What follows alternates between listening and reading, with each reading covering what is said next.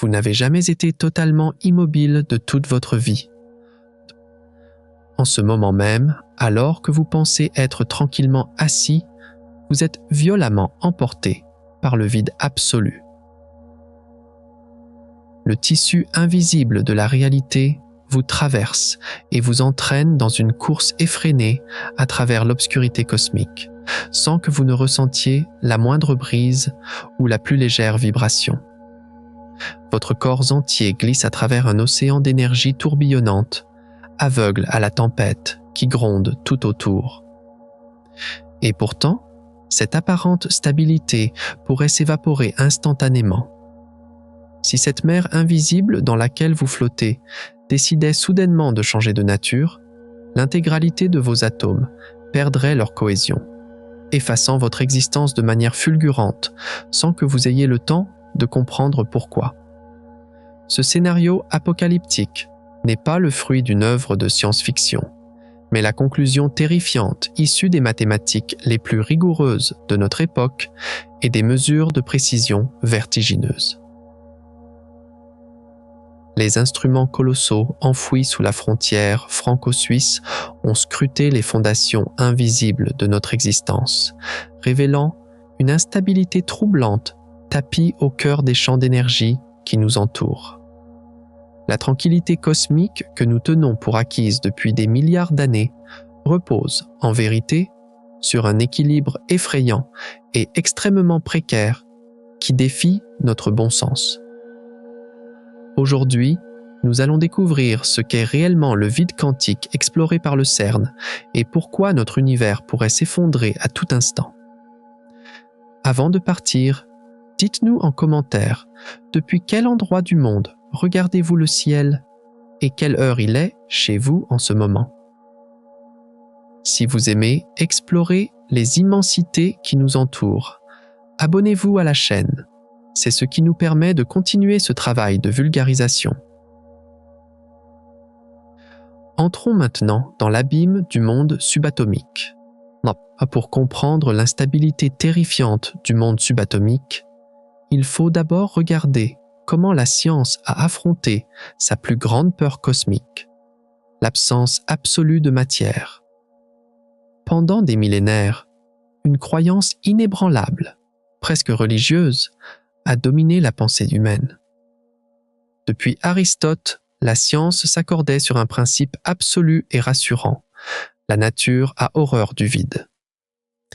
Vous devez imaginer une époque où l'idée même du néant était considérée comme une abomination logique. On pensait que l'espace n'était qu'une toile de fond inerte, statique et éternelle. Au XIXe siècle, avec le triomphe éclatant de la mécanique classique de Newton, tout semblait définitivement résolu. L'univers était perçu comme une horloge d'une perfection mathématique absolue. Si vous preniez une boîte étanche, que vous en retiriez tout l'air, toute la poussière et que vous bloquiez toute lumière, il ne restait rien. Le néant absolu. La physique classique considérait ce rien comme inoffensif, totalement mort, et dénué de la moindre once d'énergie. C'était une époque d'arrogance intellectuelle suprême où l'humanité croyait avoir encadré la totalité de la réalité dans des équations simples et rassurantes. Le vide n'était rien de plus qu'un conteneur vide, un espace stérile attendant d'être rempli par la matière. La question semblait close. L'esprit humain avait triomphé. Cependant, la première fissure dans cette monumentale illusion de contrôle apparaît à Florence, en Italie, en 1643. Evangelista Torricelli décide de défier l'autorité philosophique de son époque. Il prend un long tube de verre scellé à l'une de ses extrémités et le remplit minutieusement jusqu'à ras-bord de mercure liquide. Il bouche l'ouverture de verre avec son pouce, retourne le tube avec précaution et le plonge dans un large bassin de bois également rempli de mercure. et à cet instant précis, l'impossible se produit sous ses yeux ébahis. Torricelli retire son doigt. La lourde colonne métallique s'effondre.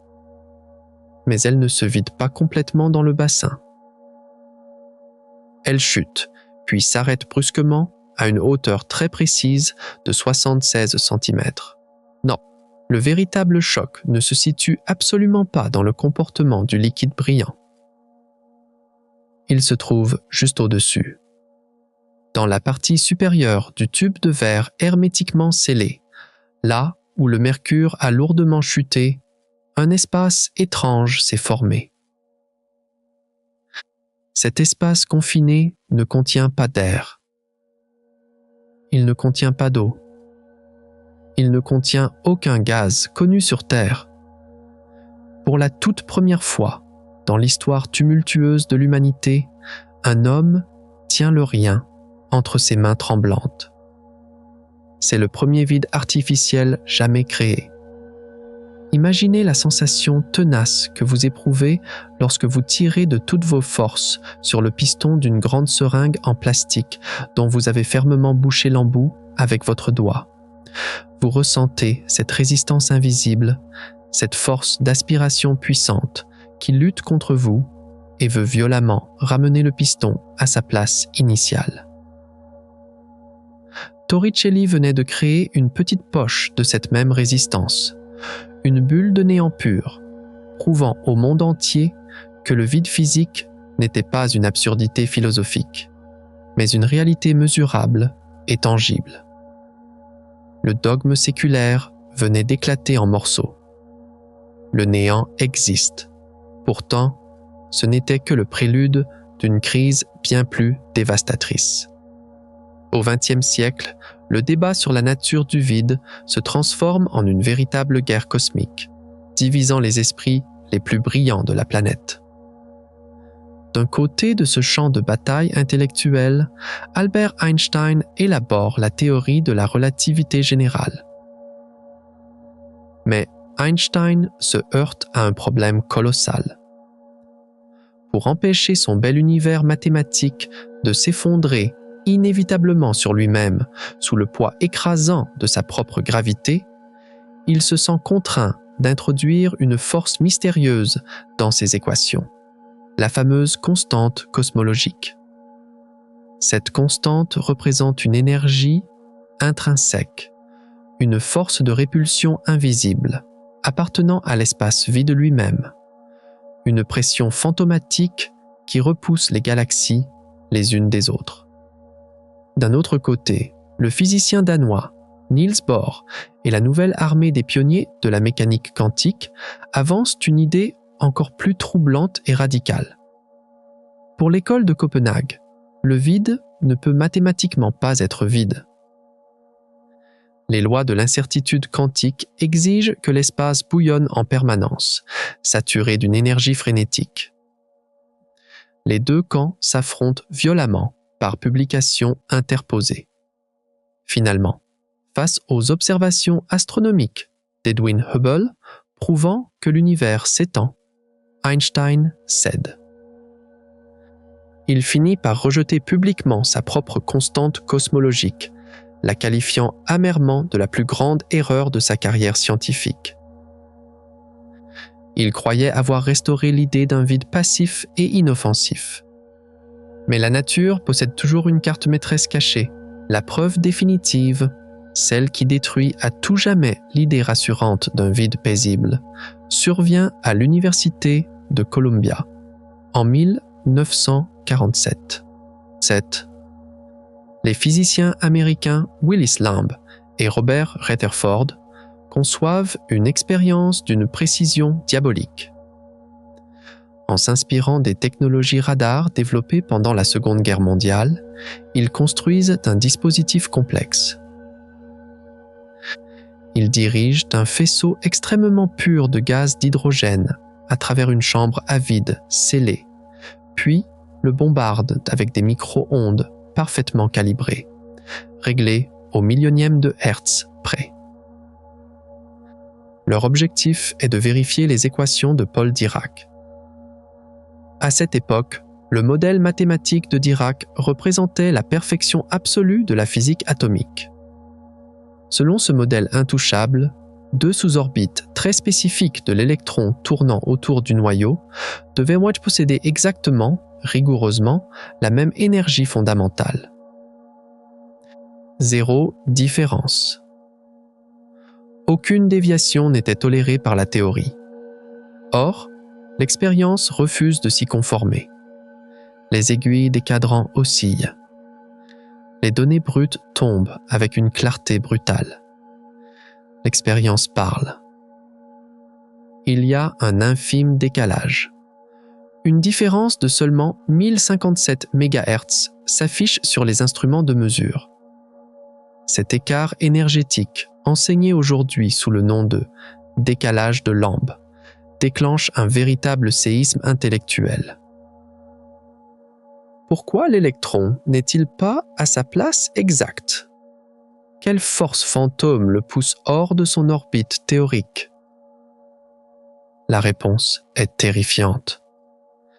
Les physiciens réalisent que l'espace vide autour du noyau de l'atome grouille de milliards de particules fantômes.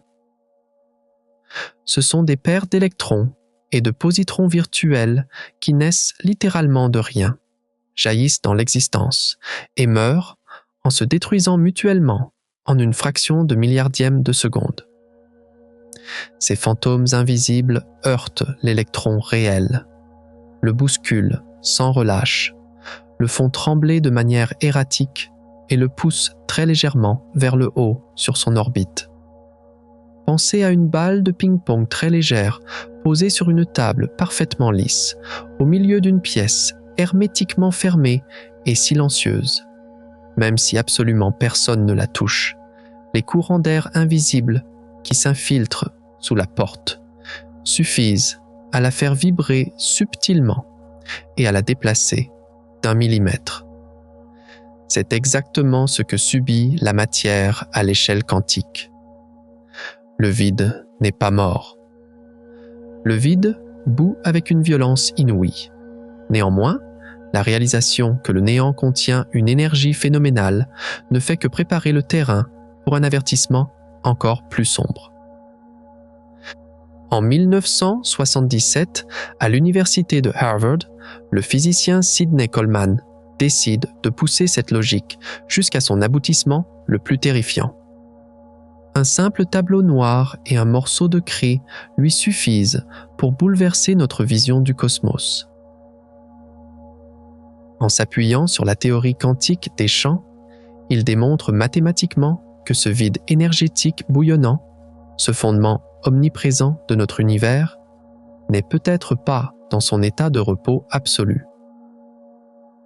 Coleman postule l'existence d'un concept vertigineux, le faux vide. Il suggère que notre réalité tout entière, avec ses lois physiques, ses étoiles et ses planètes, pourrait être simplement piégée dans un puits d'énergie temporaire, une illusion de stabilité qui masque un abîme beaucoup plus profond. Cette révélation silencieuse, couchée sur le papier par Coleman, transforme instantanément le cosmos en un champ de mine invisible, où chaque centimètre cube d'espace vide abrite le potentiel d'une annihilation totale. C'est ici que la logique classique s'effondre définitivement. Si la logique classique s'est définitivement effondrée face à l'idée d'un faux vide, où devions-nous chercher la preuve concrète que le néant possédait réellement une force destructrice? La réponse ne se trouvait pas dans les cieux lointains de l'astronomie, mais dans la manipulation de la matière la plus infime ici sur notre propre planète. Le premier coup de grâce porté au dogme du vide inerte survient d'une source inattendue. En 1948, non pas dans une université, mais au sein des laboratoires de recherche de l'entreprise Philips aux Pays-Bas. Le physicien Hendrik Casimir étudie des problèmes concrets liés aux fluides colloïdaux afin d'améliorer les processus de fabrication. Son travail porte initialement sur les forces de Van der Waals, ces attractions subtiles liant les atomes neutres. Mais en prolongeant ses calculs complexes jusqu'aux arcanes de la mécanique quantique, Casimir fait une prédiction absolument stupéfiante. Il affirme que si le vide est réellement cette soupe bouillonnante de particules fantômes, alors il doit inévitablement exercer une véritable force physique, une pression mécanique écrasante capable de broyer des objets macroscopiques. Casimir propose une expérience audacieuse, placer deux plaques métalliques parfaitement lisses et électriquement neutres à une distance microscopique l'une de l'autre dans un vide absolu. Les particules virtuelles rebondissant à l'extérieur des plaques seront statistiquement beaucoup plus nombreuses que celles confinées dans le minuscule interstice entre elles. Résultat inévitable, le vide lui-même va violemment écraser les deux plaques l'une contre l'autre.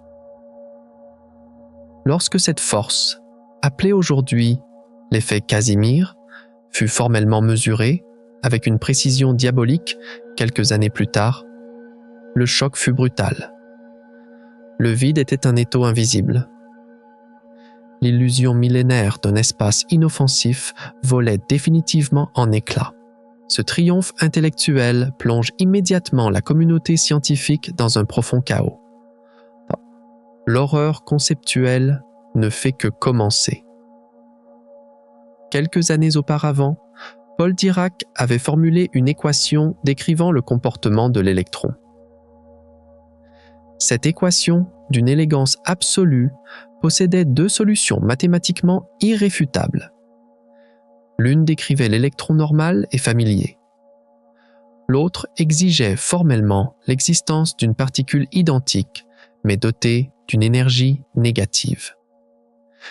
Dirac venait, à son insu, de prédire l'antimatière. Pour donner un sens à cette aberration apparente, il postule que le soi-disant vide absolu est en réalité un océan infini, rempli à ras-bord d'électrons d'énergie négative. Nous ne remarquons pas cette colossale mer de Dirac parce qu'elle est parfaitement uniforme, tout comme un poisson des abysses aveugles ne perçoit pas la pression écrasante de l'eau insondable qui l'entoure. Mais si vous frappez ce vide avec suffisamment d'énergie, vous arrachez une particule de cet océan invisible, laissant derrière elle un trou. Or, en 1932, Carl Anderson, en observant les rayons cosmiques, photographie précisément la trajectoire de ce trou fantôme, le positron. Le vide pouvait littéralement se déchirer sous l'effet de l'énergie pour créer simultanément de la matière et de l'antimatière. La stupeur est totale. L'espace vide se révèle être un baril de poudre cosmique terrifiant. Cependant, l'effondrement définitif de l'ancien dogme classique survient dans les années 60, avec une théorie redoutable qui redéfinit l'essence même de notre existence charnelle. Le physicien Peter Higgs s'attaque à la question la plus élémentaire et pourtant la plus déconcertante de la physique fondamentale. Pourquoi les choses matérielles ont-elles une masse? Avant lui, on pensait naïvement que la masse était une propriété magique et intrinsèque inscrite à l'intérieur de la matière brute, tout comme la couleur d'une pomme. Higgs détruit implacablement cette illusion rassurante. Il théorise que le vide est en réalité entièrement saturé, de bout en bout, par un champ d'énergie visqueux et collant, le fameux champ de Higgs. Les particules fondamentales sont intrinsèquement dépourvues de la moindre once de masse. Elles n'acquièrent leur masse artificielle que parce qu'elles sont obligées de patauger continuellement dans ce champ omniprésent. Imaginez une vaste salle de bal mondaine remplie d'une foule dense et agitée de journalistes. Lorsqu'une célébrité d'envergure tente de traverser la pièce, la foule s'agglutine inévitablement autour d'elle, freinant considérablement et lourdement son mouvement. La célébrité acquiert une énorme masse apparente uniquement à cause de ces interactions incessantes. À l'inverse, si un parfait inconnu traverse la même pièce, absolument personne ne le remarque et il file à toute vitesse sans aucune résistance. Le vide quantique est précisément cette foule cosmique. Si ce champ s'évaporait mystérieusement demain matin, tous les atomes de votre corps perdraient instantanément leur cohésion gravitationnelle et leur inertie. Sans masse, vous vous désintégreriez instantanément en un misérable éclair de lumière fuyant à travers les galaxies en une fraction de seconde. Votre solidité physique si rassurante ne dépend que de l'humeur et de la stabilité de ce champ invisible tapi dans les ténèbres. Cette hypothèse terrifiante que notre propre consistance dépend de la viscosité insaisissable du néant est restée non prouvée pendant près d'un demi-siècle. Il aura fallu des décennies de débats acharnés, des investissements colossaux mobilisant des dizaines de nations et la construction de l'instrument scientifique le plus pharaonique jamais conçu par l'esprit humain pour enfin arracher cette vérité à la nature. Mais tout bascule brutalement le 4 juillet 2012. Dans les entrailles froides de la Terre, la salle de contrôle du CERN est plongée dans une tension insoutenable. Sous la roche dure de la frontière franco-suisse se cache un anneau titanesque de 27 km de circonférence, tapissé d'aimants refroidis à moins 271 degrés Celsius, un froid d'outre-tombe. Le grand collisionneur de Hadron, véritable cathédrale de la science, écrase des protons les uns contre les autres pour forcer le vide à révéler ses secrets. Les écrans s'allument. L'annonce officielle résonne à travers la planète. Les scientifiques viennent officiellement de capturer le boson de Higgs, la tristement célèbre particule de Dieu. L'euphorie cède pourtant très rapidement la place à une stupéfaction glaciale lorsque les données mathématiques de masse précises commencent à tomber en cascade sur les terminaux informatiques.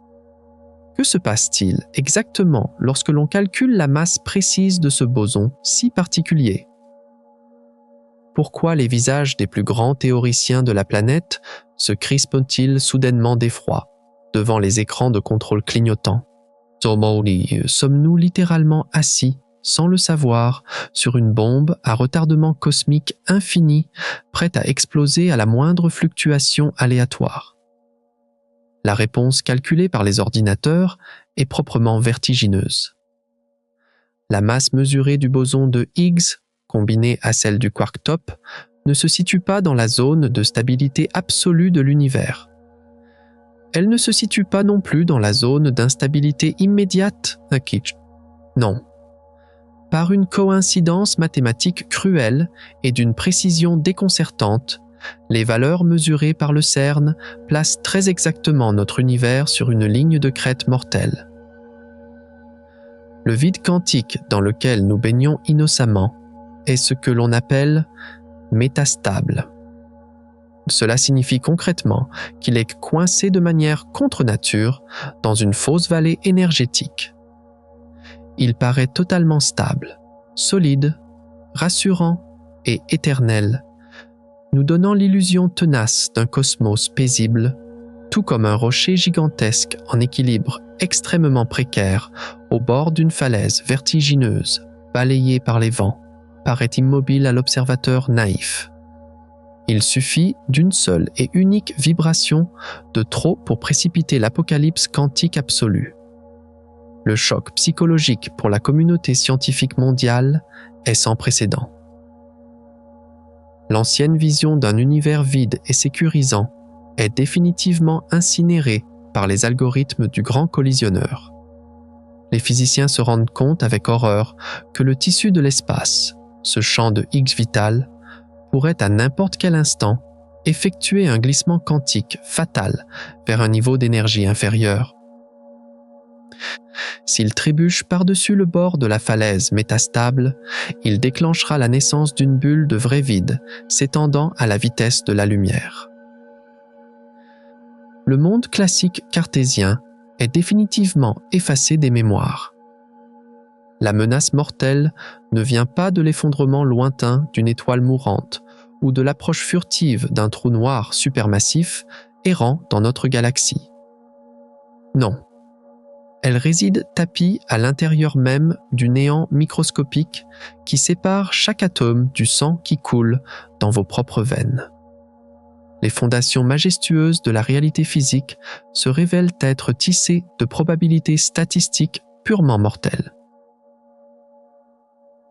La question primordiale n'est plus du tout de savoir si ce vide instable peut s'effondrer et tout dévorer sur son passage. Mais par quel miracle mathématique aveugle il ne l'a pas déjà fait au cours des 13 derniers milliards d'années d'existence du cosmos. Mais la réalité est bien pire que nos craintes les plus folles. Cette réalité cauchemardesque où notre univers est en équilibre sur le fil du rasoir ne prend véritablement tout son sens qu'à une seule et unique condition. Il faut impérativement comprendre l'architecture intime du vide lui-même. Pour saisir cette mécanique de l'angoisse, abandonnez votre perspective humaine. Fermez les yeux et imaginez que vous rétrécissez violemment, devenant plus petit qu'un grain de poussière. Vous traversez la membrane d'une cellule, puis les spirales de votre ADN. Mais ce n'est pas assez. Vous chutez dans l'infiniment petit. Vous dépassez le brouillard électrique de l'atome pour atteindre son noyau dense. Puis, vous plongez au-delà des quarks, jusqu'à l'échelle de Planck, la limite absolue de l'espace et du temps. À cette échelle, la notion même de direction perd tout son sens. L'obscurité est totale, suffocante, presque solide. Vous êtes prisonnier dans un espace si exigu que la lumière elle-même est beaucoup trop grosse pour y pénétrer. Il n'y a plus d'air pour respirer, plus de matière pour vous ancrer. Vous flottez dans ce que l'intuition humaine appellerait le rien absolu. Et pourtant, dans cette prison dimensionnelle écrasante, vous n'êtes pas seul. Le silence absolu n'existe pas. L'espace mathématique qui vous entoure, ce vide noir et étouffant qui comprime votre esprit de toutes parts, est en réalité violemment et dangereusement vivant. Ce que vous observez dans cette prison microscopique, c'est un champ quantique, une trame mathématique invisible, qui vibre perpétuellement à travers l'univers. Avant la physique moderne, on imaginait le cosmos comme une boîte vide, remplie de particules matérielles, comme des billes dans un bocal. Mais ici, la vérité est inversée. Les billes n'existent pas. Ce qui existe, ce sont des champs. Imaginez une infinité de matelas à ressorts, empilés les uns sur les autres, s'étendant à l'infini et remplissant le cosmos. Chaque particule, l'électron, le photon, le quark, possède son propre matelas, son propre champ quantique dédié. L'univers n'est qu'un enchevêtrement suffocant de grilles vibrantes. Vous êtes actuellement, en lisant ces mots, entièrement enchevêtré dans ces toiles invisibles. Lorsqu'un de ces champs reçoit une secousse d'énergie suffisante, il ondule brusquement, et cette ondulation fugace est très exactement ce que nos instruments maladroits et nos sens limités interprètent comme une particule matérielle solide. Oui, mais la matière corporelle n'est qu'une simple vague passagère sur un océan invisible. Mais le cauchemar du vide ne réside pas dans ces vagues d'énergie stable. Il réside dans ce qui se passe lorsque le champ est censé être complètement au repos. Même lorsqu'on retire toute l'énergie d'une région isolée de l'espace, les lois tyranniques de la mécanique quantique interdisent au champ de rester immobile. Il doit frémir. Ces frémissements perpétuels donnent naissance à la particule virtuelle, un fantôme subatomique qui emprunte de l'énergie pour exister une fraction de seconde avant de s'annihiler instantanément.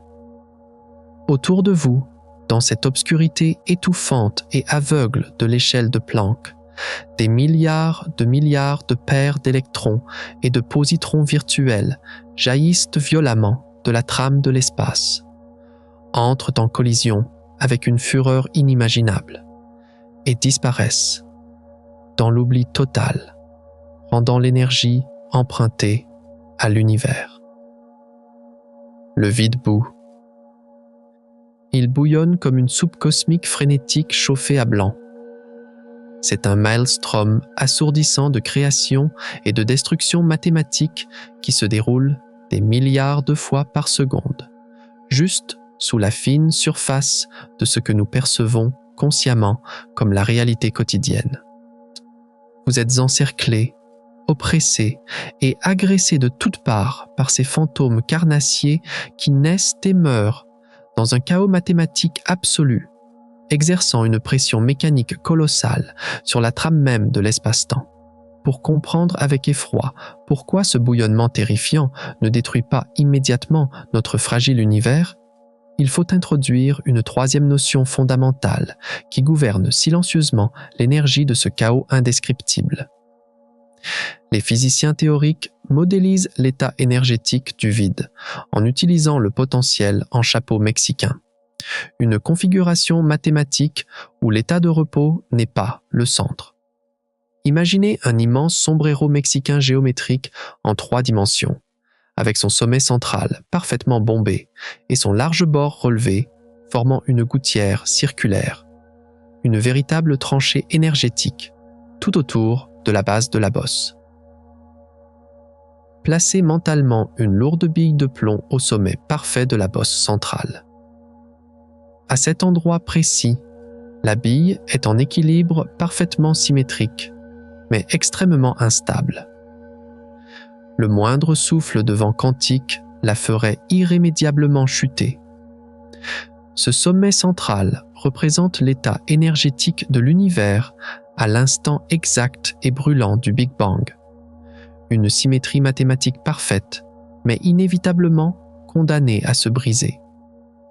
Très rapidement, au fil du lent refroidissement cosmique primordial, l'univers a perdu cet équilibre parfait initial, et la bille a roulé à toute vitesse le long de la pente vertigineuse de la bosse centrale, pour venir s'écraser lourdement et se loger définitivement dans la tranchée circulaire qui entoure la base du chapeau. Aujourd'hui, notre univers physique tout entier, avec l'ensemble de ses champs quantiques enchevêtrés et de son vide violemment bouillonnant, réside au fond de cette tranchée obscure. C'est là, dans cette rigole énergétique, que le champ de Higgs a trouvé son état de repos actuel. Pendant des décennies, nous pensions naïvement être en sécurité absolue au fond de ce puits d'énergie. Nous pensions, avec arrogance, que le vide avait définitivement atteint son niveau d'énergie minimum absolu. Cependant, les mathématiques prodigieusement complexes, issues des collisions terrifiantes du CERN, ont révélé une faille monumentale et mortelle dans ce modèle autrefois rassurant. La tranchée dans laquelle repose confortablement notre réalité quotidienne n'est pas le sol ultime et définitif de l'existence. Derrière le rebord extérieur du chapeau, au-delà d'une fine et fragile barrière énergétique invisible, il existe un gouffre vertigineux, une pente abrupte qui descend infiniment plus bas, vers le véritable fond mathématique et absolu de l'univers, vers ce que les physiciens terrifiés appellent le vrai vide. Notre vide actuel n'est donc qu'un sordide simulacre, un faux plancher énergétique provisoire. Nous sommes littéralement coincés en otage dans la gouttière du chapeau, entourés par un mur d'énergie atrocement fragile qui nous empêche temporairement de glisser et de sombrer vers l'abîme insondable du vrai vide. Cette architecture cosmique révèle l'horreur absolue de notre condition physique. Les particules virtuelles qui bouillonnent sauvagement autour de vous dans cette prison microscopique frappent constamment, sans relâche, contre ce mur énergétique fragile qui retient héroïquement notre univers dans la gouttière métastable. Chaque milliseconde qui s'écoule, dans chaque atome qui compose votre corps, le tissu de l'espace est violemment martelé par des fluctuations quantiques d'une brutalité extrême. Le vide n'est absolument pas un lieu sûr ni un refuge. C'est une cage sous pression écrasante, tremblante, gémissante, prête à céder à la moindre avarie. Et selon les lois fondamentalement indifférentes et perverses de la mécanique quantique, une particule virtuelle rebelle n'a même pas besoin de posséder assez d'énergie cinétique pour grimper physiquement par-dessus ce mur de contention. Grâce au phénomène effrayant de l'effet tunnel quantique, elle peut simplement traverser la paroi mathématique comme un spectre et amorcer l'irrémédiable chute dans le vrai vide. La structure intime du cosmos est un mécanisme de destruction parfait, minutieusement conçu par la nature pour s'autodétruire sans le moindre avertissement préalable. L'obscurité écrasante qui vous entoure dans le domaine subatomique n'attend qu'une seule faille statistique microscopique pour tout effacer de la surface de la réalité. L'abîme est là, béant juste sous vos pieds invisibles, à un cheveu quantique de distance de votre existence. Vous pensiez avoir saisi l'ampleur de la fragilité de notre univers, mais tout ce que vous venez d'entendre n'est qu'une douce et rassurante illusion. Pour comprendre la véritable nature de ces fantômes subatomiques, il faut d'abord les soumettre au test le plus extrême de l'univers, la frontière d'un trou noir. Dans la prison de l'infiniment petit, une règle d'airain régit l'existence des particules virtuelles. C'est la loi implacable de la dette énergétique, dictée par le principe d'incertitude de Heisenberg. Dans le monde macroscopique, on ne crée rien à partir de rien. Mais dans le royaume quantique, la nature autorise la fraude, à condition que le vol d'énergie soit extrêmement bref. Lorsqu'une fluctuation quantique se produit, elle crée un couple symétrique, une particule et son antiparticule. Elles empruntent de l'énergie au vide pour se matérialiser. Mais l'univers est incontable, intraitable. Cette énergie doit être remboursée presque immédiatement. En une fraction de milliardième de seconde, les jumelles sont inexorablement attirées l'une vers l'autre. Elles s'annihilent dans un éclair de rayonnement, effaçant leur existence fugitive pour rembourser le vide. Hop! La règle est absolue. Rien n'échappe à l'annihilation mutuelle. Le vide bout violemment, mais ne déborde jamais de matière réelle. Cette destruction mutuelle maintient l'espace apparemment vide et stable. Mais que se passe-t-il lorsque l'on pousse cette règle dans ses retranchements absolus? Pour le savoir, projetez-vous mentalement aux abords de l'objet le plus terrifiant de la création cosmique, un trou noir supermassif. Imaginez-vous flottant désespérément à quelques centimètres de son horizon des événements. L'obscurité sous vos pieds n'est pas l'absence de lumière. C'est un gouffre absolu où l'espace-temps est tordu et déchiré par une force gravitationnelle infinie. La claustrophobie est totale. Vous êtes écrasé contre une frontière au-delà de laquelle rien ne peut revenir. Le temps s'arrête. C'est précisément dans cet environnement apocalyptique que le physicien Stephen Hawking a imaginé une confrontation épique entre la gravité écrasante du macrocosme et le bouillonnement quantique. Hawking s'est posé une question aussi simple que dévastatrice. Comment se comporte très exactement ce vide quantique, rempli à ras-bord de ces milliards de paires de particules virtuelles éphémères? lorsqu'il est violemment soumis à la gravité infinie de l'horizon des événements. La réponse mathématique qu'il a trouvée a bouleversé la physique moderne à tout jamais. Le vide quantique, même à la lisière vertigineuse d'un trou noir, continue inlassablement et aveuglément de bouillir. Des paires d'électrons et de positrons virtuels apparaissent et disparaissent frénétiquement, comme une écume furieuse tourbillonnant juste au-dessus de la surface noire et silencieuse.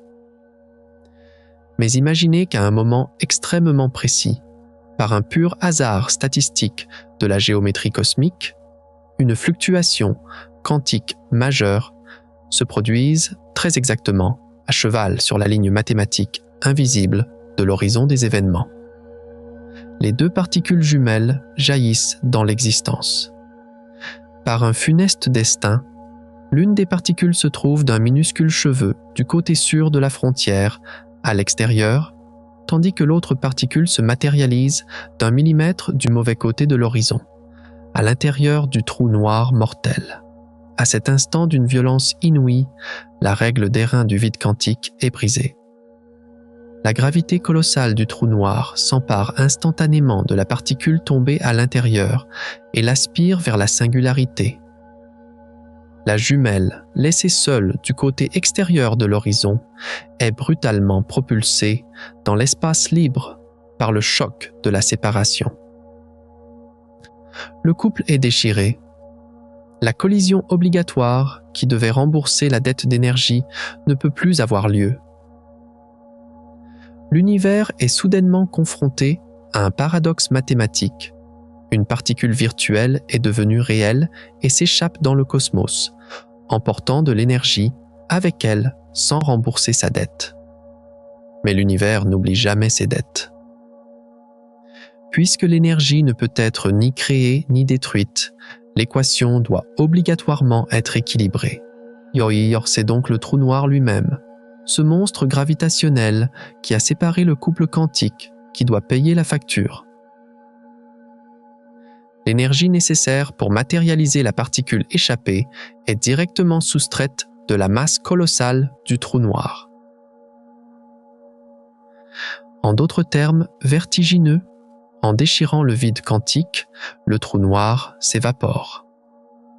Il perd de la masse dans un lent et inexorable processus d'hémorragie que le monde appelle aujourd'hui le rayonnement de Hawking. C'est un phénomène d'une absurdité dimensionnelle et logique totale.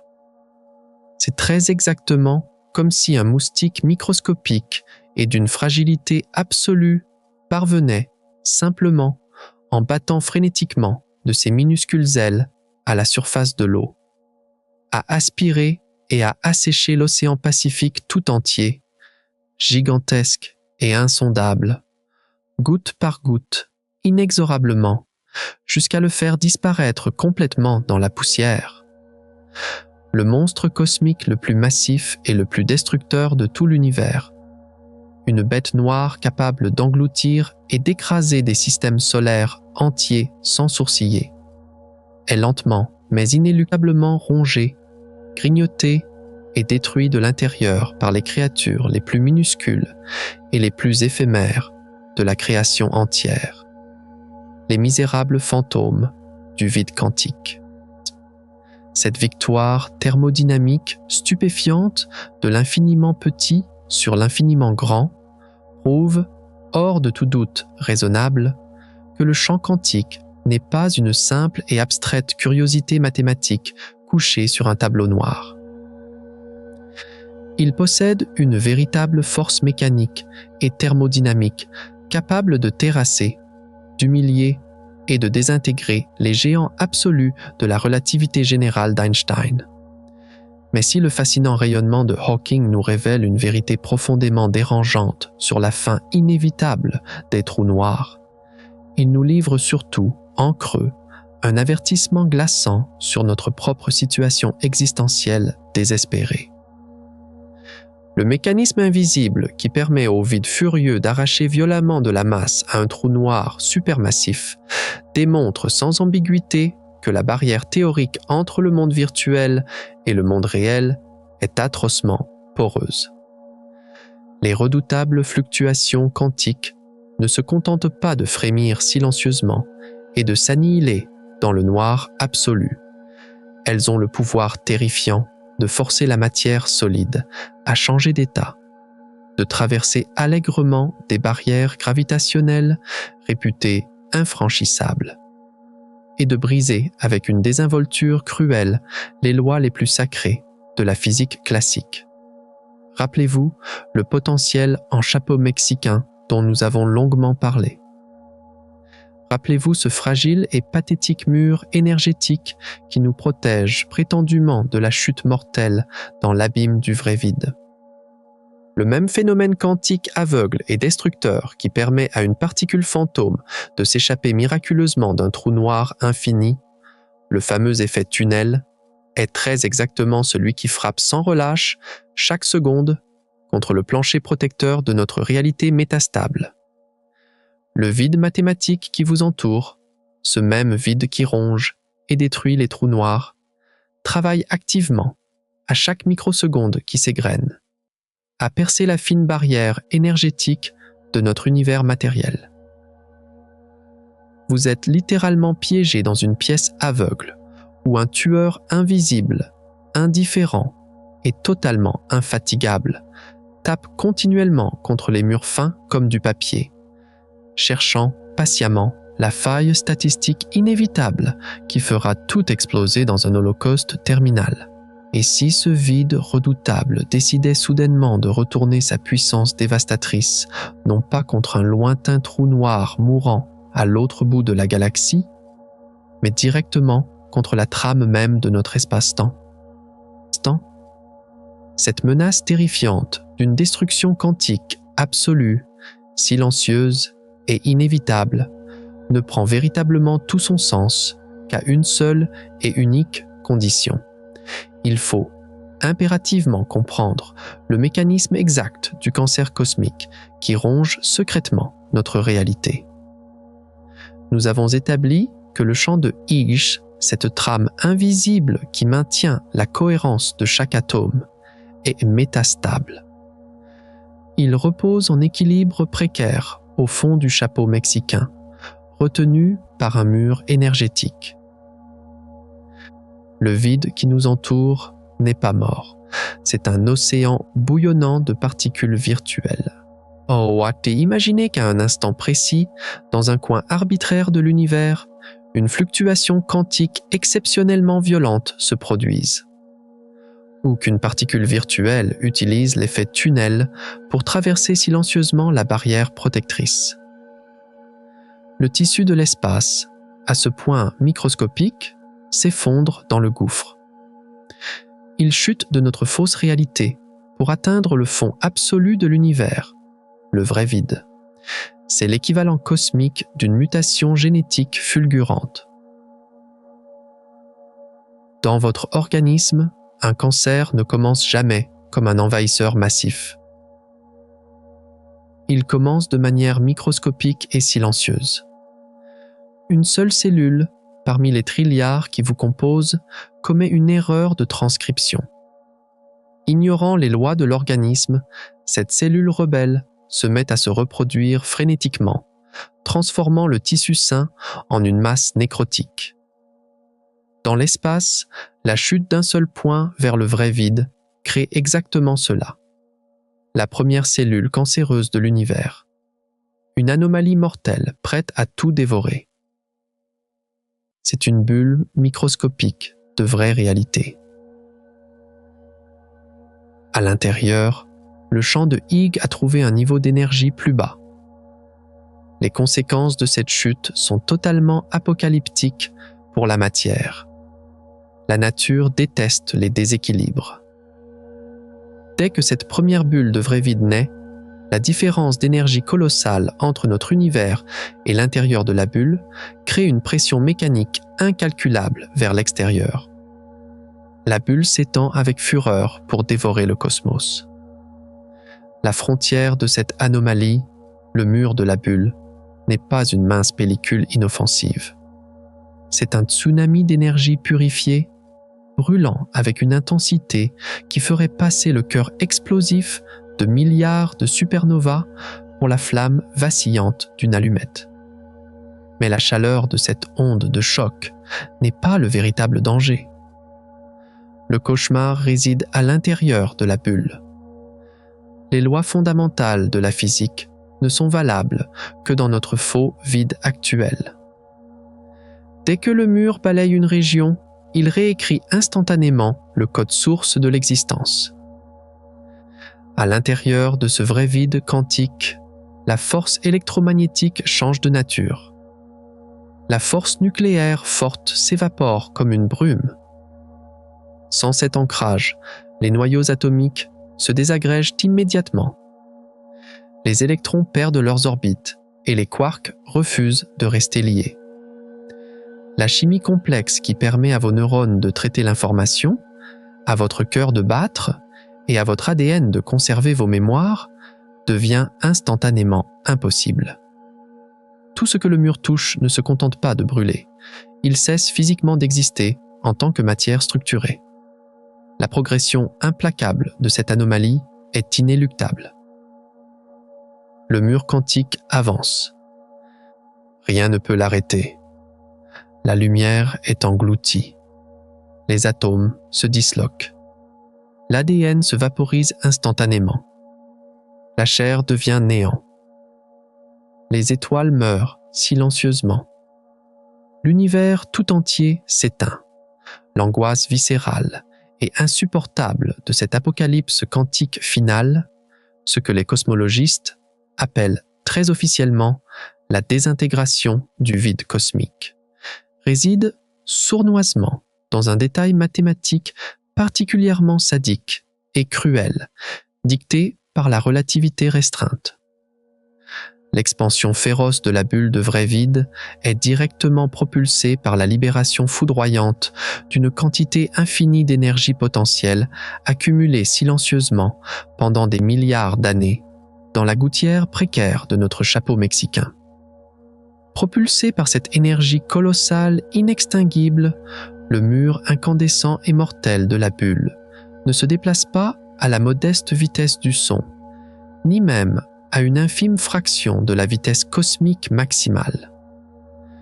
Il se déplace très exactement, millimètre par millimètre, à la vitesse aveuglante de la lumière elle-même. Réfléchissez aux implications terrifiantes de cette limite cosmique absolue et infranchissable. Dans notre univers déterministe, la lumière est le messager ultime. C'est l'entité la plus rapide physiquement possible. Aucune information, aucun avertissement ne pourra jamais voyager plus vite qu'elle. Si une étoile explose à l'autre bout de la galaxie, nous voyons d'abord la lumière de l'explosion, puis nous subissons le choc. Mais avec la désintégration du vide, le danger mortel voyage exactement à la même vitesse que l'avertissement optique. La bulle de destruction ne projette aucune ombre avant-coureuse. Elle est précédée d'un silence radio total. Il est physiquement impossible de la voir s'approcher. Si le maléfique cancer cosmique a tragiquement pris naissance par une simple erreur quantique aléatoire, il y a 2,5 millions d'années dans les nébuleuses colorées de la galaxie voisine d'Andromède, la colossale bulle de vrai vide traverse inexorablement le vide intergalactique à la vitesse de la lumière depuis ce jour fatal, dévorant avec une voracité glaciale des milliards de systèmes solaires foisonnant de vie sur son passage aveugle et destructeur. Elle pourrait mathématiquement se trouver actuellement juste à la frontière glacée de notre propre système solaire insouciant. Elle pourrait traverser sauvagement l'orbite lointaine de la planète Neptune à cet instant précis où vous lisez cette phrase. Elle pourrait engloutir la Terre, écorcher votre ville familière, désintégrer la pièce sécurisante dans laquelle vous vous trouvez, avant même que l'influx nerveux chimique de vos propres globes oculaires n'ait eu le temps physique matériel de transmettre ne serait-ce que l'image résiduelle de la lumière aveuglante à l'arrière de votre cortex cérébral. Iulmao, la destruction cellulaire totale, l'effacement pur et définitif de 14 longs milliards d'années d'histoire cosmique universelle et de luttes existentielles se produirait inévitablement en une seule petite fraction de milliseconde, dans un silence cognitif stupéfiant et absolu. Vous ne ressentiriez absolument aucune douleur fulgurante. Vous ne verriez aucun éclair divin aveuglant dans les cieux. Vous ne sauriez même jamais que le monde cartésien, avec toutes ses promesses et ses souvenirs, vient de prendre fin brusquement et définitivement. C'est précisément ici que l'illusion tenace de notre immortalité matérielle s'évapore définitivement. Si l'illusion tenace de notre immortalité matérielle s'évapore définitivement face à l'imminence de cette menace quantique inéluctable, où devions-nous chercher la raison fondamentale de notre incroyable survie jusqu'à ce jour? La réponse philosophique et scientifique ne se trouvait pas dans les modèles mathématiques d'Apocalypse, mais bien dans la contemplation silencieuse de notre propre existence paradoxale. Face à la désintégration du vide, une question vertigineuse s'impose. Pourquoi sommes-nous encore en vie? Si le tissu de l'espace-temps est un baril de poudre quantique prêt à exploser depuis 14 milliards d'années, comment se fait-il que vous soyez capable de lire ces mots? Comment la vie a-t-elle pu germer au milieu de ce champ de mines cosmiques? Et c'est ici que s'ouvre le paradoxe central de notre réalité. L'univers est armé pour nous anéantir à la vitesse de la lumière, mais il semble faire preuve d'une clémence spectaculaire pour nous permettre de respirer. Le vide quantique est un tueur en série impitoyable, mais c'est un tueur qui retient mystérieusement son souffle. Pour saisir l'ampleur de cette clémence, il faut revenir aux chiffres fournis par le CERN. La masse du boson de Higgs et celle du quark top placent notre univers métastable sur une ligne de crête mortelle. Penchons-nous sur la précision diabolique de ces mesures. Le boson de Higgs possède une masse d'environ 125 gigaélectronvolts. Le quark top pèse environ 173 gigaélectronvolts. Si la masse du quark top était légèrement supérieure, ou celle du boson de Higgs infimement inférieure, notre univers ne serait même pas métastable. Il plongerait directement dans l'instabilité immédiate. Dans un tel univers, le faux vide se serait effondré une fraction de milliseconde après le Big Bang. La matière n'aurait même pas eu le temps de refroidir pour former le premier atome d'hydrogène. Pas d'étoiles, pas de galaxies, et encore moins d'êtres humains. Ce n'est pas une simple coïncidence numérique. C'est une architecture d'une subtilité inouïe. Imaginez balancer un crayon taillé sur sa pointe, non pas sur une table, mais sur le bord tranchant d'un rasoir posé sur un navire ballotté par un ouragan. C'est exactement le degré de précision exigé par les équations pour que notre univers puisse exister. La matière qui compose votre cerveau, la structure des montagnes, les océans de notre biosphère, tout dépend intégralement de la valeur exacte du quark top et du boson de Higgs. S'il déviait d'une infime fraction de %, la trame de l'espace se serait déchirée bien avant la formation de la première galaxie. Et ce n'est malheureusement pas tout. Cette effarante coïncidence statistique ne s'arrête absolument pas au seul champ de Higgs capricieux. La totalité époustouflante des paramètres physiques qui gouvernent fermement notre réalité matérielle semble avoir été méticuleusement et savamment ajustée pour défier le hasard pur et simple. Prenez par exemple l'interaction nucléaire forte, cette force titanique et invisible qui maintient obstinément la cohésion des noyaux atomiques face à la redoutable répulsion électromagnétique destructrice. Les astrophysiciens ont rigoureusement calculé que si cette force fondamentale, primordiale, était modifiée de seulement 2%, les conséquences cosmiques seraient immédiates et totalement fatales pour la moindre biologie. Si elle était 2% plus forte, absolument tous les protons libres de l'univers se seraient immédiatement liés entre eux pour former de l'hélium primordial, stable, juste après le Big Bang chaud. Il n'y aurait alors plus une seule goutte d'hydrogène gazeux disponible dans l'immensité du cosmos. Sans le précieux hydrogène, pas de molécules d'eau. Et sans eau liquide pour servir de solvant miraculeux, pas de vie cellulaire possible. À l'inverse mathématique, si l'interaction nucléaire forte était 2% plus faible, les noyaux atomiques complexes indispensables à la chimie du vivant, comme le précieux carbone noir ou le lourd oxygène vital, ne pourraient tout simplement pas tenir physiquement ensemble. L'univers ne serait alors qu'un vaste nuage stérile, irrémédiablement froid et infini, composé exclusivement de gaz d'hydrogène solitaire, flottant tristement dans les ténèbres éternelles. Mais attendez de voir, car l'aberration statistique vertigineuse est encore bien loin d'être terminée.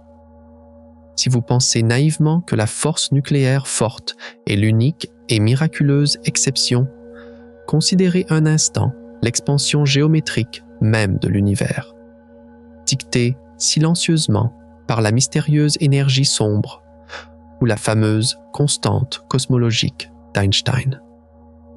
Les plus éminents physiciens de la planète ont calculé que si le taux d'expansion de l'univers initial, très exactement une seconde après le Big Bang primordial, avait été plus petit, ne serait-ce que d'une minuscule part sur 100 000 milliards, le cosmos tout entier se serait implacablement et lourdement effondré sur lui-même sous le poids écrasant de sa propre gravité monstrueuse, terminant tragiquement son éphémère existence dans un Big Crunch brûlant et stérile bien avant la formation de la moindre petite étoile lumineuse. À l'inverse mathématique, si ce même taux d'expansion originel avait été infimement plus grand d'une même proportion ridiculement faible, la bouillante matière primordiale se serait irrémédiablement dispersée à une vitesse folle et insaisissable. Les premiers atomes auraient été instantanément dilués et dispersés sans retour dans un vide glacial à une distance si énorme les uns des autres que la délicate force de gravité n'aurait jamais pu les rassembler pour former des nuages de gaz, des étoiles chaudes ou des planètes rocheuses fertiles. Les statistiques sont d'une froideur impitoyable.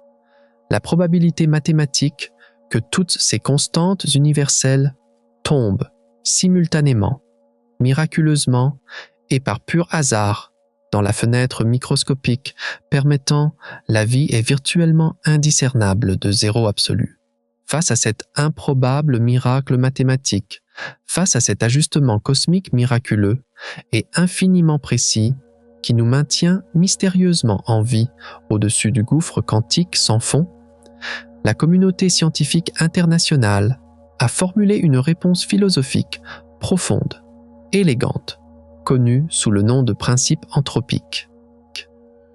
Dans sa version la plus brute et la plus directe, ce principe intellectuel énonce une évidence troublante. Les lois implacables de l'univers, aussi fragiles, menaçantes et métastables soient-elles, doivent obligatoirement être très exactement ce qu'elles sont, car dans le cas contraire, nous ne serions tout simplement pas là, dotés de conscience, pour les observer et les mesurer. Nous sommes véritablement les enfants miraculés d'une anomalie statistique colossale. L'univers est certes un mécanisme de destruction parfait et sophistiqué, mais c'est précisément sur cette fine ligne de faille énergétique, à la frontière exacte et tranchante entre l'ordre absolu et le chaos terminal bouillonnant, que la fragile complexité peut finalement s'épanouir. L'hostilité terrifiante et omniprésente du vide quantique n'est peut-être pas une simple erreur de conception de la nature, mais le prix exorbitant, le loyer astronomique qu'il faut obligatoirement payer à l'univers pour avoir le privilège infini d'exister en tant que créature consciente faite de matière. Notre simple et banale respiration, le battement régulier et rassurant de votre cœur dans votre poitrine sont les preuves vivantes, irréfutables et palpitantes de cette tolérance cosmique extraordinaire. C'est la face immensément lumineuse et belle du paradoxe.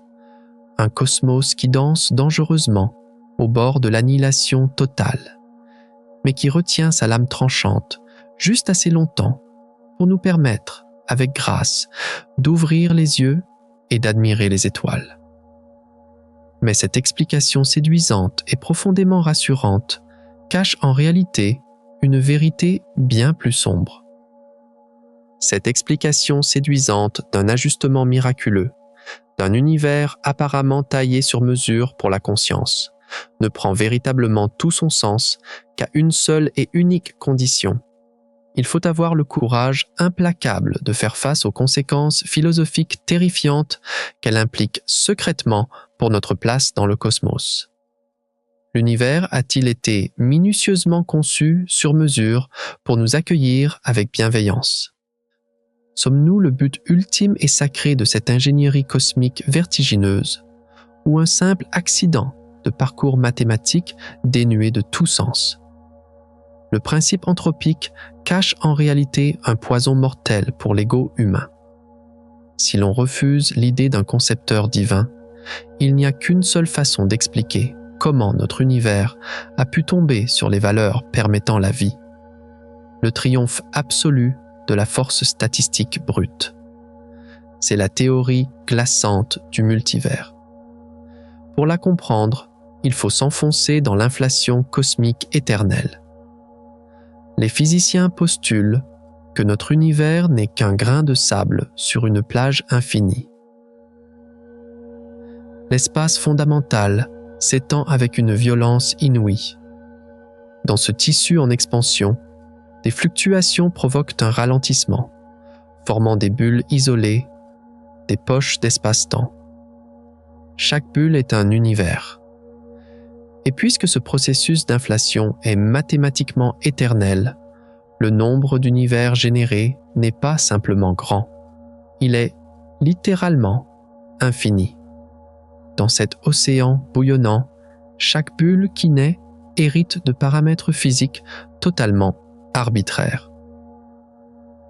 La quasi-totalité de ces mondes alternatifs sont des horreurs stériles. Des trilliards d'univers s'effondrent sur eux-mêmes dans des Big Crunch instantanés, quelques microsecondes après leur naissance, écrasés par leur gravité. D'autres s'étendent avec une vélocité ahurissante. Ils ne contiennent qu'un plasma froid et dilué à l'infini. D'autres naissent avec un champ de Higgs si lourd que la chimie organique est impossible. Dans le multivers, la norme statistique écrasante, c'est la mort immédiate, le silence éternel et le chaos. Nous nous trouvons dans cet univers, non pas parce que nous sommes spéciaux, mais simplement parce que, sur une infinité d'essais aveugles, le mécanisme devait statistiquement produire une bulle viable. C'est l'équivalent d'une loterie colossale et absurde. Si vous achetez une infinité de billets, vous finirez par tirer le gagnant. L'univers ne nous aime pas. Il ne retient pas son souffle pour nous épargner. Il a simplement généré tellement de cadavres cosmiques que notre existence est devenue une inévitabilité statistique. Le prix exorbitant de notre vie consciente est l'existence parallèle d'une infinité de mondes morts. Mais que se passe-t-il si la mécanique quantique et les statistiques froides nous poussent vers une conclusion encore plus absurde et aliénante? Et si ce que vous considérez viscéralement comme la réalité tangible, n'était en fait qu'un hoquet momentané du néant quantique. Pouvez-vous prouver, par une quelconque méthode scientifique irréfutable, que vous n'êtes pas né il y a à peine une seconde?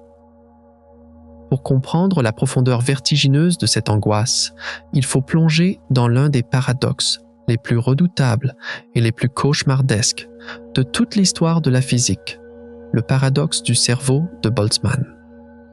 Le génial physicien autrichien Ludwig Boltzmann, à la fin du XIXe siècle, se débattait avec le concept mystérieux d'entropie, la fameuse deuxième loi de la thermodynamique. Cette loi, peut-être la plus déprimante de toute la science moderne, stipule que l'ordre tend toujours inexorablement vers le désordre absolu. Un magnifique château de cartes s'effondre pitoyablement dans le chaos. Une tasse de porcelaine tombe et se brise en 1000 morceaux éparpillés sur le sol, mais jamais l'inverse ne se produit spontanément. L'univers entier court aveuglément vers sa mort thermique, vers le désordre total. Cependant, Boltzmann, en manipulant les lois de la mécanique statistique pure, a soulevé un point mathématique glaçant. Bien que la tendance cosmique générale soit à la destruction, les fluctuations locales, microscopiques, existent toujours. Si vous attendez suffisamment longtemps, un temps qui défie toute compréhension humaine, disons 10 à la puissance 50 années, ces fluctuations purement aléatoires des particules peuvent, par un hasard statistique colossal, s'arranger spontanément pour former des structures hautement complexes et parfaitement ordonnées au beau milieu du désordre pur. C'est une probabilité infiniment petite, asymptotiquement proche de zéro absolu, mais sur la vaste scène mathématique de l'éternité, tout événement ayant une probabilité strictement non nulle finira non seulement par se produire, mais par se reproduire une infinité de fois. Appliquez impitoyablement cette logique froide à notre vide quantique métastable. Les cosmologistes affirment qu'il est extraordinairement improbable qu'un univers entier, avec ses milliards de galaxies et ses lois complexes, surgisse spontanément du vide quantique dans un état d'ordre tel qu'il a permis, sur 14 milliards d'années, l'évolution graduelle d'un cerveau humain complexe capable de se poser des questions existentielles. Il est statistiquement des milliards de fois plus probable, selon les implacables équations, que les fluctuations chaotiques du vide quantique s'arrangent au hasard pour former, ne serait-ce qu'une fraction de seconde fugace, un seul et unique cerveau humain, flottant totalement seul dans l'espace vide, avec de fausses mémoires parfaitement implantées. Ce cerveau fantôme solitaire n'a absolument besoin d'aucune étoile lointaine pour chauffer sa planète, puisqu'il n'y a pas de planète. Il n'a besoin d'aucune évolution darwinienne cruelle, d'aucun ancêtre reptilien, d'aucune société humaine complexe pour développer son langage ou sa philosophie. Il jaillit du vide, directement façonné par la force brute du hasard quantique, complètement équipé de réseaux neuronaux, organiques, saturés de souvenirs d'enfance détaillés et totalement fictifs. Ce cerveau aurait exactement les mêmes pensées, la même perception sensorielle et la même sensation indiscutable de lire ce texte complexe en ce moment même que vous. Les calculs statistiques sèment la panique chez les théoriciens. L'univers infini est mathématiquement censé être dominé par ces entités spectrales. Pour chaque conscience qui a réellement évolué sur une planète au fil de milliards d'années de sélection darwinienne, il devrait y avoir une immensité incalculable de cerveaux de Boltzmann, jaillissant aléatoirement de l'éternité du vide. Par conséquent, sur le strict plan des probabilités mathématiques de la mécanique quantique, il est écrasamment est terrifiamment plus probable que vous soyez, en ce moment même, un cerveau de Boltzmann solitaire, flottant dans le chaos anthropique. La pièce rassurante dans laquelle vous vous trouvez n'existe pas physiquement. La planète Terre n'existe pas. L'histoire glorieuse de l'humanité est une illusion totale. Les autres humains que vous aimez sont de simples fantômes mathématiques de votre propre esprit générés aléatoirement. Vous venez de vous matérialiser du vide bouillonnant il y a un infime instant cosmique, avec la fausse et tenace illusion d'avoir un passé solide. Et dans la milliseconde fatidique qui suit, vos atomes vont se désintégrer irrémédiablement, vous ramenant à jamais, et dans un silence absolu, dans le chaos anthropique informe du vide dont vous êtes issus. Nous touchons ici au cœur absolu de notre voyage et à la réponse définitive à la question insoutenable posée au tout début de notre exploration. Vous vous demandiez avec effroi pourquoi cet univers, si clairement et intimement armé pour la destruction quantique, n'avait pas encore anéanti la Terre dans une bulle de vrai vide. Vous vous demandiez obstinément pourquoi nous étions autorisés à exister dans un milieu si mortellement hostile. Pourquoi l'horloge du jugement dernier quantique n'avait pas encore sonné depuis le Big Bang originel, faussement sous la simple plante de nos pieds, ou que la terrible énergie sombre fantôme peut littéralement et physiquement écarter et désintégrer l'ensemble de nos atomes de carbone vitaux.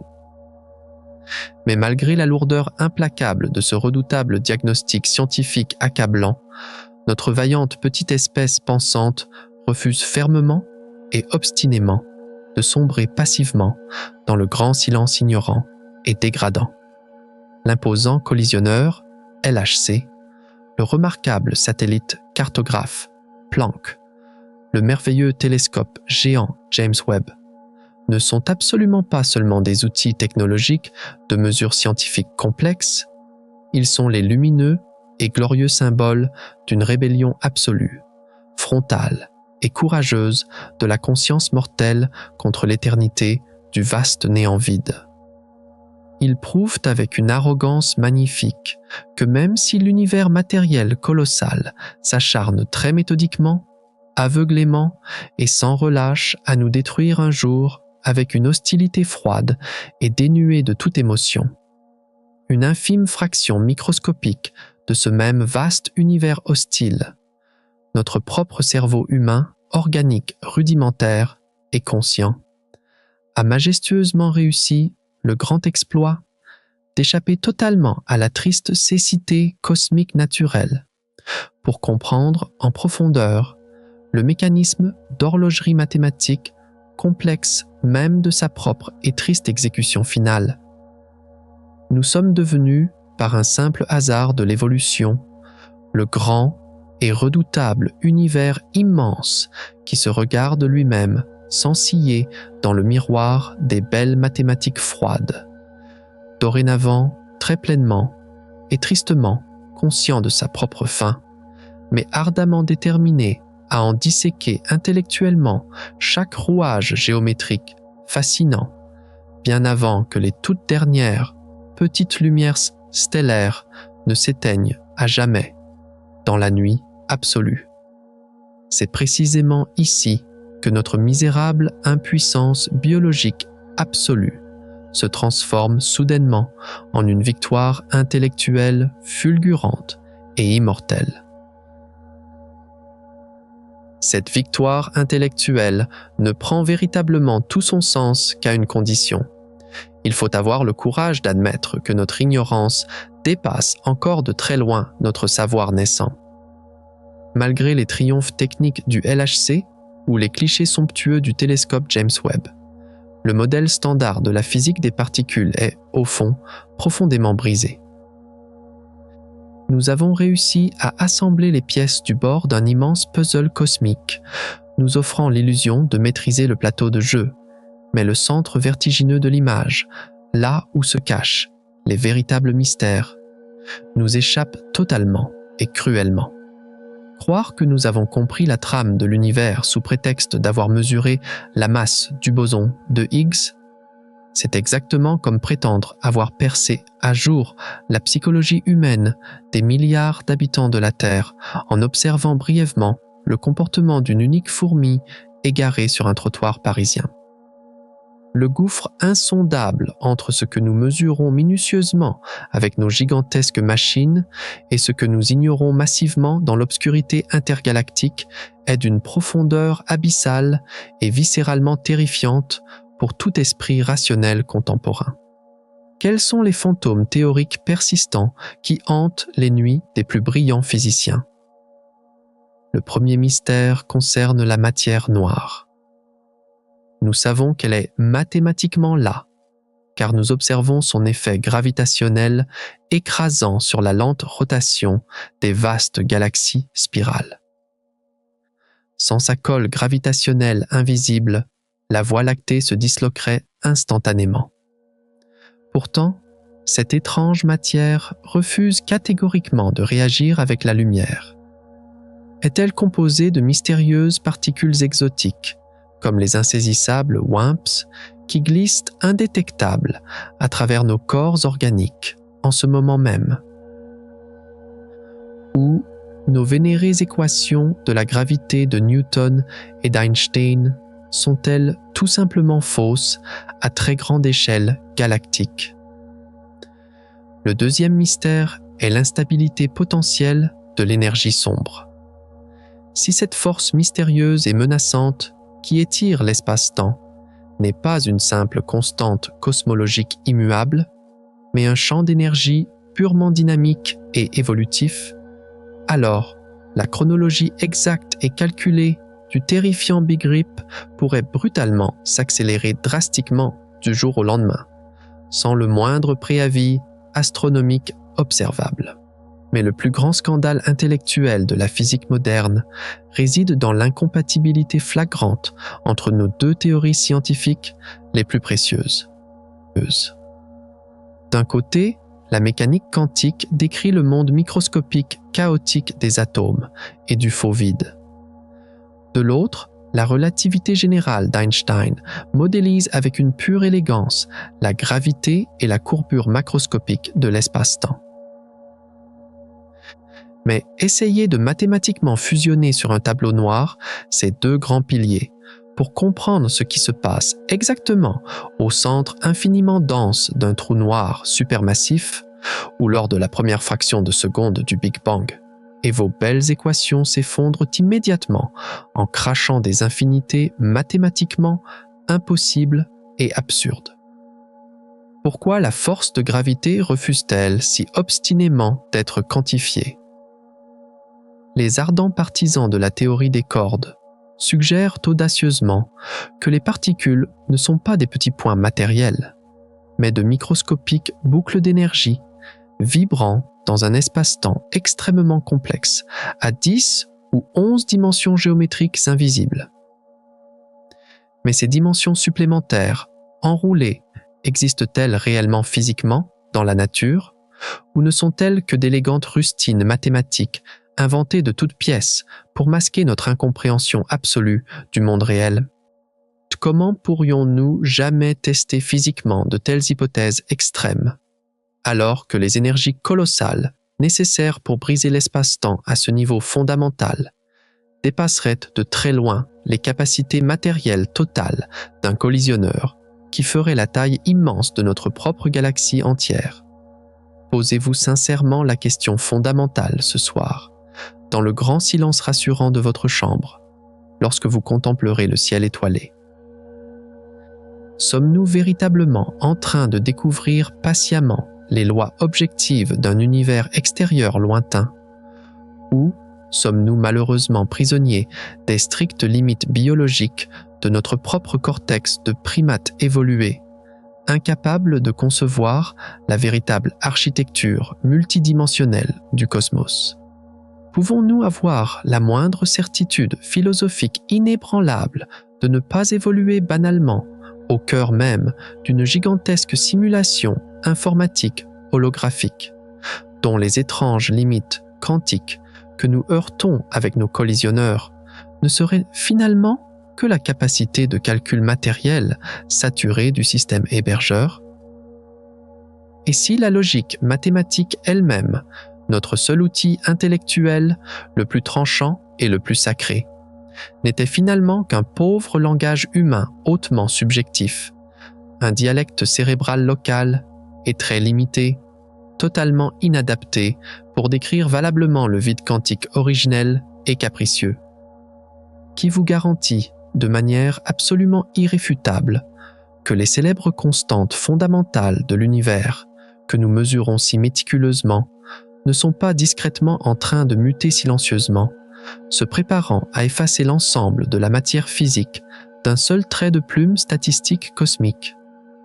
Mais cette humble et apparente admission scientifique d'ignorance n'est rien comparée au choc frontal et au vertige philosophique pur qui vous attend. Pour comprendre la nature de ce vertige philosophique, il faut projeter notre regard au-delà de la physique pour observer la tragédie de notre condition consciente. Nous avons navigué à travers la mécanique quantique et l'énergie sombre. La conclusion de ce périple est d'une brutalité incontestable. L'univers matériel ne possède aucune morale intrinsèque, aucune intention divine et aucune considération pour la survie de la vie. L'existence de la conscience n'est pas le couronnement d'un plan sacré, mais un simple accident statistique, un sous-produit chimique, improbable, apparu dans la courte fenêtre métastable d'un cosmos indifférent. Les mathématiques dicteront inévitablement la mort du Soleil, la dislocation des planètes et l'évaporation de la matière. Que nous soyons rois bâtisseurs ou simples chercheurs, le tribunal de l'entropie nous réserve exactement le même sort, le néant silencieux. La nature ne nous doit rien, ni réconfort, ni justice, ni permanence. Elle déroule ses algorithmes aveugles, sans se soucier des cris de ses créatures. Nous avons passé de nombreuses heures à comprendre ce qu'est réellement le fond géométrique du vide quantique, à décortiquer la métastabilité terrifiante du champ de Higgs et pourquoi notre univers pourrait s'effondrer à tout instant.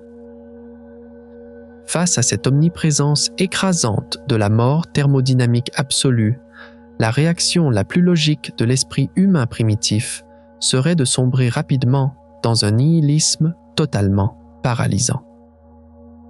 Si chaque trace lumineuse de notre passage, chaque livre d'histoire écrit, chaque grand empire édifié sont mathématiquement condamnés à être effacés, sans la moindre pitié, par l'entropie terminale du grand gel cosmique, à quoi bon s'acharner quotidiennement à exister et à bâtir? C'est précisément dans cette angoisse totale, dans cet absurde existentiel cher au philosophe Albert Camus, que réside paradoxalement notre plus noble beauté. L'univers est peut-être aveugle, muet et hostile à la vie, mais nous ne le sommes pas. Nous sommes constitués des cendres de supernovas mortes il y a des milliards d'années dans les ténèbres. L'univers a forgé le fer de notre sang et le calcium de nos os dans le cœur d'anciennes étoiles. En notre conscience, le cosmos a trouvé un moyen éphémère mais éblouissant de s'éveiller. Nous sommes l'unique moyen par lequel l'univers inerte peut ressentir la chaleur, pleurer d'émotion devant une nébuleuse, ou comprendre avec effroi les lois mathématiques qui orchestrent sa propre destruction. Imaginez la puissance de cette réalité. Des milliards d'atomes d'hydrogène se sont aveuglément fracassés pendant des éons, subissant la violence des trous noirs et le froid du vide intersidéral, uniquement pour aboutir, par un heureux hasard, à la structuration de votre cortex cérébral. Vous êtes le point culminant, provisoire d'une évolution cosmique de 14 milliards d'années. L'absence totale et définitive de sens rationnel préexistant dans la géométrie froide du cosmos n'est absolument pas une condamnation intellectuelle à la tristesse éternelle, c'est, tout au contraire, une immense toile blanche vertigineuse qui nous est gracieusement prêtée par le hasard.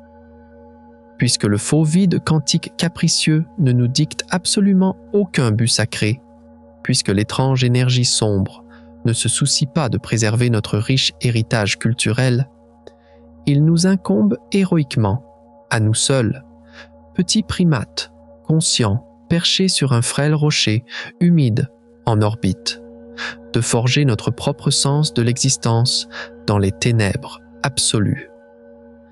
Le simple fait que nous puissions courageusement nous tenir debout, fiers et fragiles, face au gouffre cosmique infini qui nous engloutira, armés de nos seuls télescopes de verre et de notre fragile mathématique terrestre, et déclarer avec une arrogance magnifique « je comprends mathématiquement comment et pourquoi je vais mourir », est un acte de rébellion cosmique d'une majesté philosophique absolument inégalable.